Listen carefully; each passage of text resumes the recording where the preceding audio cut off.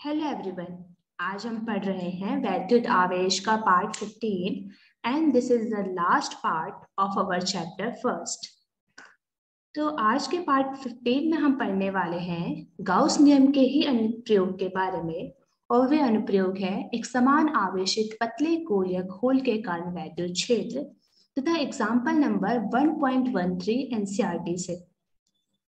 तो इससे पहले वाले लेक्चर में हम गाउस नियम के दो अनुप्रयोगों के बारे में पढ़ चुके हैं।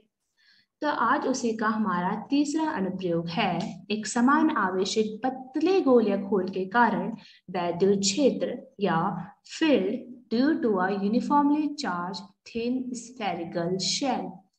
मतलब हमारे पास इस बार एक गोलीय घोल है जो कि आप इस डायग्राम में देख सकते हैं, जो कि डार्क ब्लू कलर से बनाया गया है। वो हमारे पास है गोलीय घोल है। उस गोलीय घोल जो त्रिज्या उसका एक मूल बिंदु है O तथा उसकी त्रिज्या है कैपिटल R। तो हमें दो केस देखने को मिलते हैं। पहला केस होता है कि इस गोलीय घोल के बाहर विद्युत क्षेत्र कितना है, मतलब इस गोलीय घोल के मूल बिंदु O से बाहर स्थित मान लेते हैं वो बिंदु P है, पर कितना वैद्युत क्षेत्र लगता है, जिसमें इस बिंदु O तथा बिंदु P के बीच की दूरी स्मॉल r ली गई है। पहला केस ये होता है। तथा दूसरा केस होता है इस गोलीय घोल के अंदर कितना वैद्युत क्षेत्र लगता है, वो हमें बताना होता है। तो हमें वैद्युत क्षेत्र निकालना है, वो भी गाउस नियम के अनुप्रयोग द्वारा। तो हम ये कैसे निकालने वाले हैं? ऑफ कोर्स हम गाउस नियम तथा वैद्युत फ्लक्स के सूत्र द्वारा हम इसको निकालने वाले हैं। तो चलिए सबसे पहले इसके बारे में ये जान लेते हैं कि जो आवेश विन्यास के सापेक्ष इस गोले पर जो स्थित प्रत्येक बिंदु समतुल्य है, इसलिए जो गाउसन पृष्ठ के प्रत्येक बिंदु पर जो वैद्युत क्षेत्र का समान परिमाण E है तथा प्रत्येक बिंदु पर ध्रुवांतर के अनुदिश है।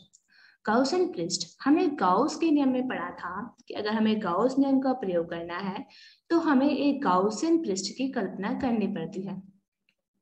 क्योंकि हमें इस गोलीय घोल के बाहर किसी बिंदु P पर वैद्युत क्षेत्र निकालना है, तो हमने इसलिए इस बिंदु P से होते हुए एक गाउसन पृष्ठ जो कि बिल्कुल सममिति द्वारा हमने इसको बनाया है। तो यह हमारे पास एक गाउसन पृष्ठ है, राइट। तथा एक यहाँ पे ध्यान देने वाली बात है कि जो वैद्युत क्षेत्र होगा इस बिंदु पर तथा जो पृष्ठ है डेल्टा S वो समानांतर है, यानी कि वो सेम डायरेक्शन में है। इसका मतलब जो एंगल है दोनों के बीच में वो है cos 0 डिग्री। 0 डिग्री होता है हमारा 1। तो चलिए अब हम इसके लिए जो कि बिंदु P है उसके लिए वैद्युत फ्लक्स का मान निकालते हैं। तो उस गाउसन पृष्ठ से गुजरने वाला जो फ्लक्स हो जाएगा वो हो जाएगा phi बराबर E ds cos 0। जो ये हमारे पास साइन है वो समाकलन का साइन है, उसका मतलब होता है कुल योग।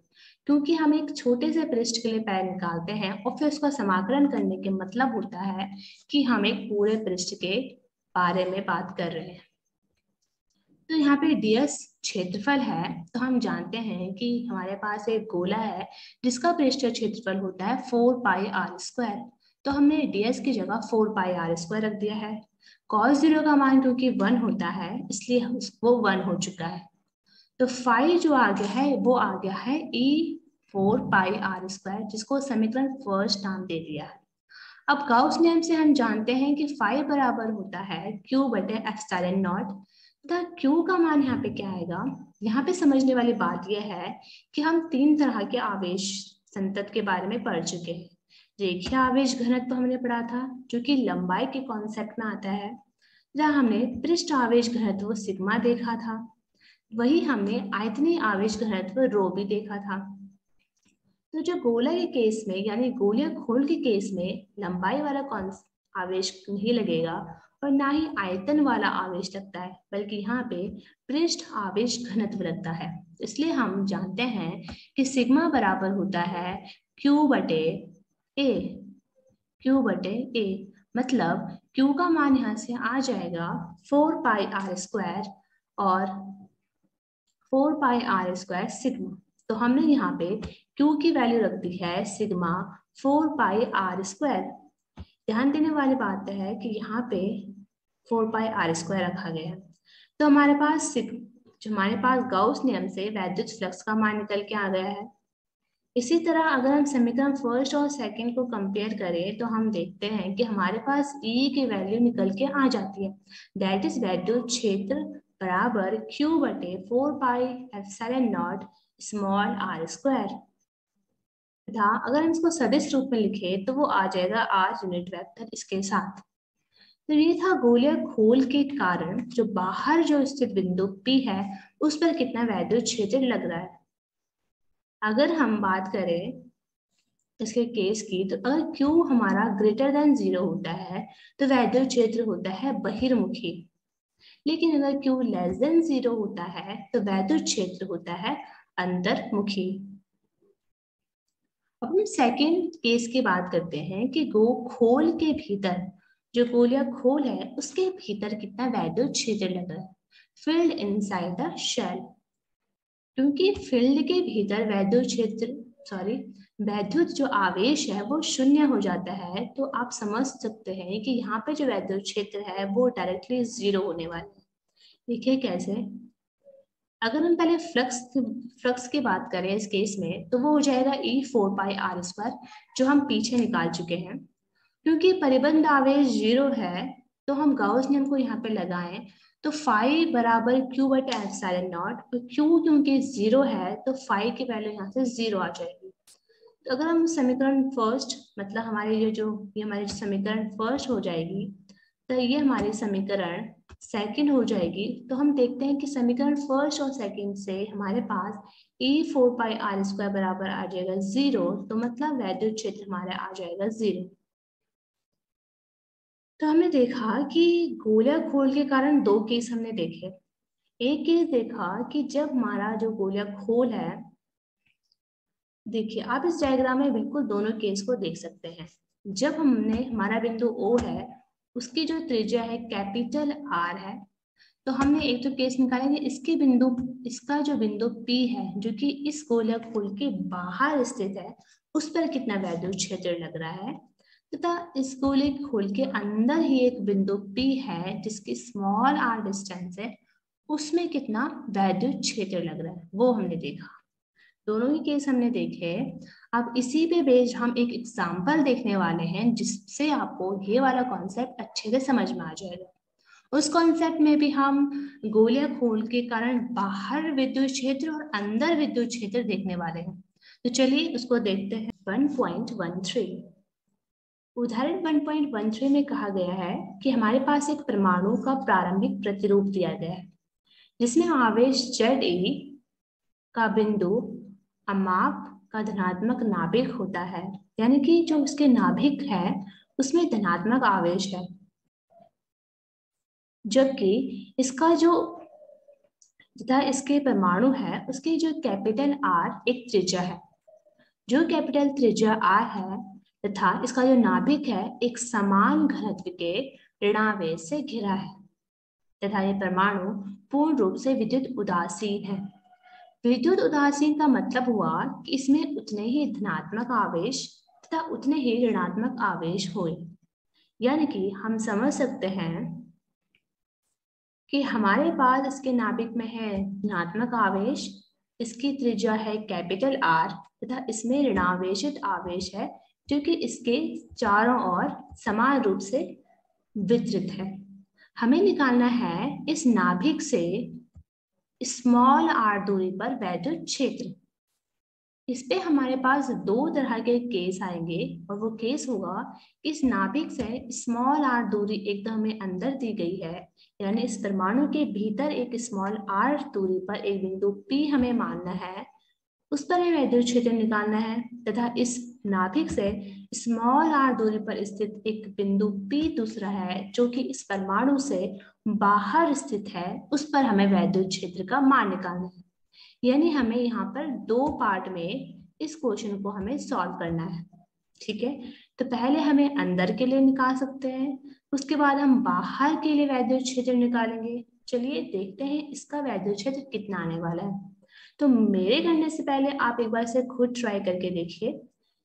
ठीक है, हमें कैसे निकालने वाले हैं इसको, चलिए देखते हैं। तो हमें पता है क्योंकि ये परमाणु एक तरह से उदासीन है, तो सबसे पहले हम इसमें आवेश निकालने वाले हैं। तो इसके केस में आवेश क्या आएगा, आवेश हमारे पास आयतनीय आवेश घनत्व आएगा, राइट। और आयतनीय आवेश घनत्व के लिए हमने देखा था दैट इज रो, और रो बराबर था हमारे पास Q बटे डेल V।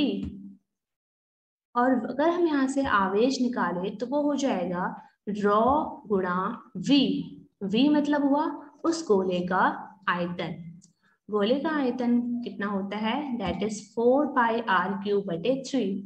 आर क्यूब क्यों, कैपिटल आर और स्मॉल आर में ध्यान रखिएगा, कैपिटल आर मतलब हुआ कि इस गोला का जो गोला है वो कैपिटल आर है, तो इसलिए यहाँ पे कैपिटल आर है। जो स्मॉल आर है वो डिस्टेंस है उस बिंदु की, उस नाभिक से जिस बिंदु पर हमें वैद्युत क्षेत्र निकालना है। तो हमारे पास जो आवेश है हम देखें तो वो हमने जो आयतन आवेश घनत्व से निकाला वो है 4 पाई आर क्यूब बटे 3 रो, लेकिन इसका जो टोटल आवेश है that is 0 minus Z E. Minus Z E यहाँ पर ऋणात्मक आवेश है, तो यहाँ से हमारे पास रो की वैल्यू निकल जाएगी। ठीक है, अब देखते हैं, हमें पता है कि जो स्मॉल आर है हम देख चुके हैं वो क्या है, जो स्मॉल पी है उस पर हमें वैद्युत क्षेत्र निकालना है। इसके लिए हम गाउस नियम का प्रयोग करने वाले हैं। यहाँ पे हमारे पास दो स्थितियां बनेगी, एक बनेगी जब स्मॉल आर जो है छोटा हो कैपिटल आर से, तो ये केस कौन सा होगा, स्मॉल आर छोटा हो कैपिटल आर से। तो हम डायग्राम में देखते हैं स्मॉल आर छोटा है कैपिटल आर, मतलब वो जब गोला खोल के अंदर है तो वाला केस, और स्मॉल आर जब बड़ा है कैपिटल आर से, मतलब जब वो बिंदु जिसका हमें वैद्युत क्षेत्र निकालना है वो उस परमाणु के बाहर स्थित है। तो सबसे पहले हम केस नंबर 1 की बात करते हैं, दैट इज स्मॉल आर जब छोटा है कैपिटल आर से, मतलब जो गोले पृष्ठ द्वारा परिबद्ध वैद्युत फ्लक्स कितना हो जाएगा। ये केस है उस गोले के भीतर में जो वैद्युत क्षेत्र हमें निकालना है उस बिंदु P पर। सबसे पहले हम क्या करते हैं, हम यही करते हैं कि हम फ्लक्स का सूत्र लगाते हैं। फ्लक्स का सूत्र लगाते हैं that is E delta S cos theta. Cos theta यहाँ पे क्या हो जाएगा 1, कॉस थीटा की वैल्यू जो है यहाँ पे 1 हो जाएगी क्योंकि थीटा यहाँ पे 0 डिग्री हो जाएगा। तो और डेल्टा एस मतलब हुआ उस गोले का पृष्ठ क्षेत्रफल that is 4 pi small r square. यहाँ पे स्मॉल आर क्यों आया है, क्योंकि इस बिंदु जो पी है जो कि स्मॉल आर दूरी पर उपस्थित है उसके लिए हम वैद्युत क्षेत्र यहाँ पे निकाल रहे हैं। ठीक है, तो वो आ जाएगा 5 बराबर E r del multiply 4 pi r square. तथा अब हमें निकालना ही है क्योंकि हम अब इस जो हमने फ्लक्स निकाला है उसकी तुलना हमें गाउस नियम से करनी है, और गाउस नियम बोलता है कि फाई जो है वो बराबर होता है क्यू बटे एप्सिलॉन नॉट की। तो हमें यहाँ पे क्यू की जरूरत पड़ने वाली है, यानी हमें आवेश की जरूरत पड़ने वाली है, इसके लिए हमें आवेश निकालना ही पड़ेगा। तो हमें देखते हैं कि जो हमारे पास डायग्राम था, चलिए उसको देखते हैं हम डायग्राम को। तो हमने डायग्राम में देखा था हमें कहाँ के निकालना है, हमें इस जो हमने एक इससे हमने जो स्मॉल पी बिंदु है जहां पर कि हमें वैद्युत क्षेत्र का मान निकालना है उस बिंदु से होते हुए हमने गाउसन पृष्ठ को ड्रॉ कर दिया है। ठीक है, तो अब हमें इस गाउसन पृष्ठ द्वारा परिबद्ध आवेश निकालना है। तो आप देख सकते हैं कि इसके द्वारा परिबद्ध जो आवेश है वो धनात्मक तो है, लेकिन उसमें से कुछ ऋणावेश है जो आवेश था परमाणु का वो माइनस हो गया, क्योंकि कुछ ऋणावेश आवेश तो इस गाउसन पृष्ठ के बाहर ही रह गया है। तो इसका मतलब जो हमने रो टोटल निकाला था, जो टोटल इसका चार्ज था उसको हमें माइनस करना है, और इसके भीतर जो उपस्थित चार्ज है उसको हमें निकालना है। तो वो हम कैसे निकालने वाले हैं इसके चार्ज को देखें।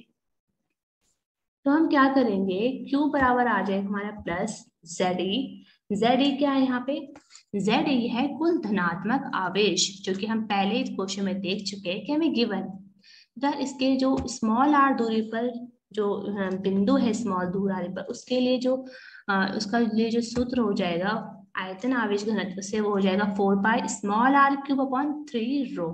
ठीक है, तो इतने आवेश में से हमें कुछ आवेश जो है अच्छा ठीक है, इतना आवेश हमारा क्या आ गया है, उसके भीतर वाला आवेश आ गया। तो यहाँ पे जो रो है उसका मान हमें पता है क्योंकि हम इससे पहले निकाल चुके हैं रो का मान। देखिए हमने कहाँ पे निकाला था, हमने स्टार्टिंग में ही रो का मान निकाल दिया था। तो इस रो के मान को हम वहां पर जो है प्लेस करने वाले हैं।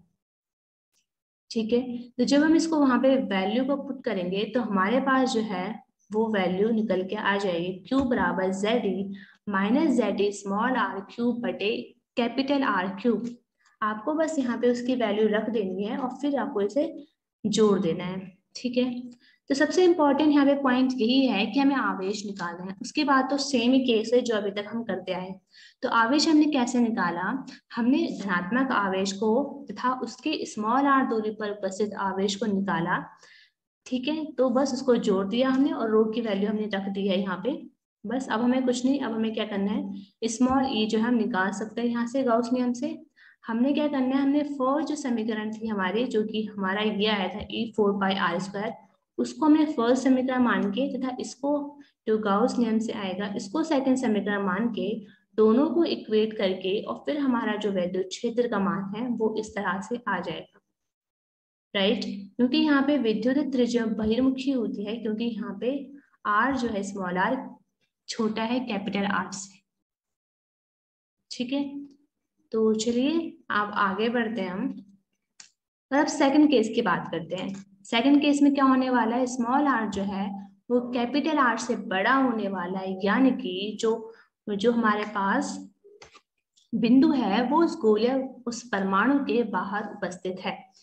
और हमें पता है कि परमाणु उदासीन है, यानी कि उस पर उतने ही धनात्मक आवेश उतने ही ऋणात्मक आवेश इस केस में होने वाले हैं। तो उतने ही धनात्मक उतने ही ऋणात्मक मतलब प्लस जेड ई धनात्मक आवेश तथा माइनस जेड ई ऋणात्मक आवेश जब उस गोलीय खोल में है तो हमारे पास जो कुल आवेश है वो आ जाता है 0। अगर हमारे पास कुल आवेश 0 आ गया है तो हमारे पास जो विद्युत क्षेत्र आएगा वो भी आ जाता है 0, जिसकी चर्चा हम पहले भी कर चुके हैं। ठीक है, तो ये थे हमारे दो पार्ट जिसमें सबसे इम्पोर्टेंट जो बात होती है वो होती है चार्ज की, वो होती है आवेश की, कि उस गोलीय पृष्ठ द्वारा कितना आवेश अपने अंदर ग्रहण किया गया है। तो ये हमारा हो गया उदाहरण 1.13, जो कि हमारा लास्ट उदाहरण था। हमने रिव्यू आज में देखा कि गोलीय खोल के बाहर जो विद्युत क्षेत्र लगता है वो लगता है E बराबर Q बटे 4πε0 r² r यूनिट वेक्टर सदिश रूप में, तथा उसके भीतर जो विद्युत क्षेत्र लगता है वो लगता है 0। एक समान जो आवेशित पतले गोलीय खोल के कारण उसके भीतर स्थित सभी बिंदुओं पर विद्युत क्षेत्र क्या होगा, 0 होगा। एंड इसके नेक्स्ट हम देखने वाले हैं समरी ऑफ चैप्टर फर्स्ट की, क्योंकि हमारा चैप्टर फर्स्ट खत्म हो गया यहीं पे। तो अब हम क्विक रिवीजन करेंगे चैप्टर फर्स्ट का नेक्स्ट लेक्चर में। So thank you.